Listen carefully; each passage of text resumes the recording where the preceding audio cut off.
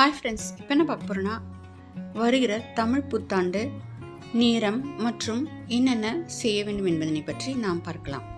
அதாவது ஏப்ரல் மாதம் 14ஆம் தேதி விசுவா வசு மங்களகரமான தமிழ் புத்தாண்டு சித்திரை 1 திங்கட்கிழமை அன்று பிறக்கிறது. ஞாயிற்றுக்கிழமை இரவு 2:20 மணிக்கு சித்திரை 1 மகர லக்னத்தில் சூரிய ஓரையில் மங்களகரமான விசுவா வசு பிறகு சித்திரை 1 முன்னாள் இரவிலே கனி காணுதல் என்று சொல்வார்கள். அந்த பழக்கம் இப்பொழுதுதான் வந்தது. முன்பெல்லாம் நம் பெரியோர்கள் அந்த பழக்கத்தை வைத்துக் கொள்ளவில்லை. கனி காணுதல் என்பது முக்கனிகளை வைத்து, அதாவது மா, பலா, வாழை, வேறு கனிகள் இருந்தாலும் நாம் வைத்துக் கொள்ளலாம். வெற்றிலை பாக்கு, பிறகு மங்கள பொருட்களான மஞ்சள், குங்குமம், பிறகு நம்மிடம் காசு இருந்தால் அதையும் வைத்துக் கொள்ளலாம்.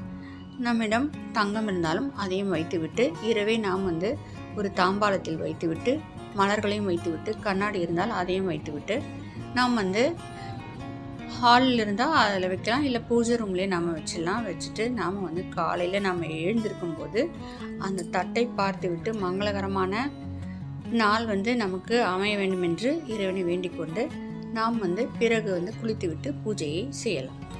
இந்த வருடம் முழுவதுமே நமக்கு நன்மை தரக்கூடிய ஆண்டாக இருக்க வேண்டும் என்று நாம் இறைவனை வேண்டிக் கொள்ள வேண்டும்.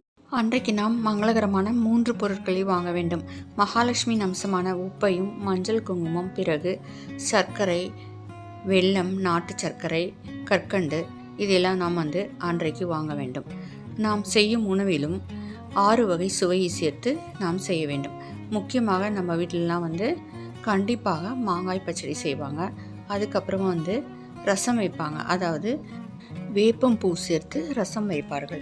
தமிழ் புத்தாண்டு அன்றைக்கு நாம் இந்த வழிபாட்டினை மேற்கொண்டு எல்லாவித சௌபாக்கியங்களையும் நாம் பெற வேண்டும் என்று இறைவனை வேண்டிக் கொள்கிறேன். ஃப்ரெண்ட்ஸ், இந்த வீடியோ பிடிச்சிருந்தா லைக் பண்ணுங்கள், ஷேர் பண்ணுங்கள், மறக்காமல் சப்ஸ்கிரைப் பண்ணுங்கள். ஃப்ரெண்ட்ஸ், தேங்க்ஸ் ஃபார் வாட்சிங்.